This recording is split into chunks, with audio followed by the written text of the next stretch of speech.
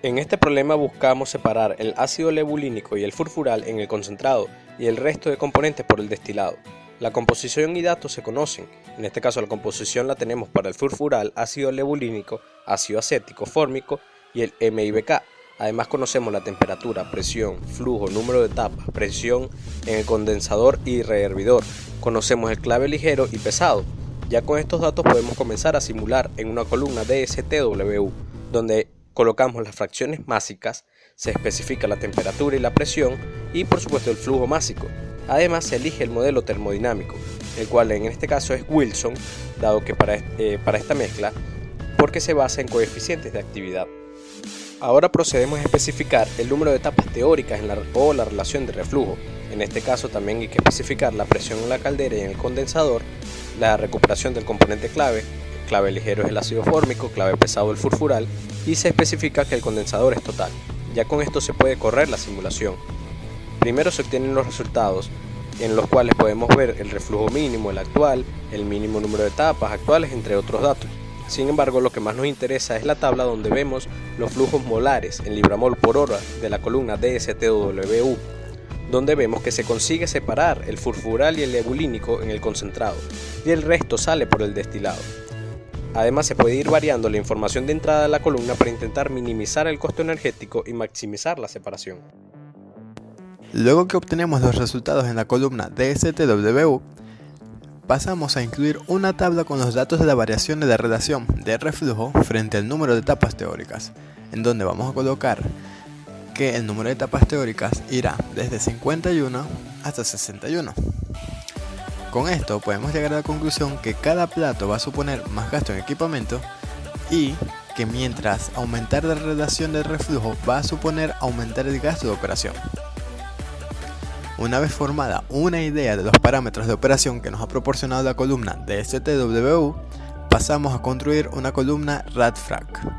El primer paso será construir esta columna, colocar las tres corrientes, una de alimentación, dos de salida, en donde será una de tope y otra de fondo, y en donde vamos a saber que la composición de la alimentación será la misma que utilizamos en la columna de STW. Luego le daremos doble clic a la columna y vamos a especificar primero el número de etapas será 30, el condensador será total, la cantidad deseada de recuperación del producto será de 0,99995 y la relación de reflujo será de 50. Especificamos que el plato de alimentación será el número 28, la columna de topes será de 0,1 atmósferas, lo cual significa que estaremos trabajando a vacío, y con esto los puntos de ebullición van a disminuir en función a esta presión. Corremos la simulación y nos damos cuenta que con esta columna se ha conseguido separar el ácido fórmico en el destilado, mientras que el resto sale por el fondo. Y también podemos fijarnos en la tabla que tenemos a continuación de los puntos de ebullición, en donde se ve que el fórmico, siendo el más volátil, salga por el destilado. Luego de esto vamos a construir una segunda columna para poder separar el furfural y lebulínico por el fondo, mientras que el ácido acético y el MIBK saldrán por el destilado.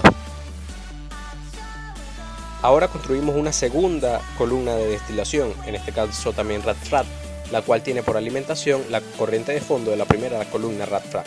Y siguiendo la misma metodología que la anterior columna y después de una serie de tanteos e intentos, veremos que el reflux ratio es de 20, el distillate to feed ratio es de 0.999, el número de etapas es 25, siendo la etapa 23 la etapa de alimentación.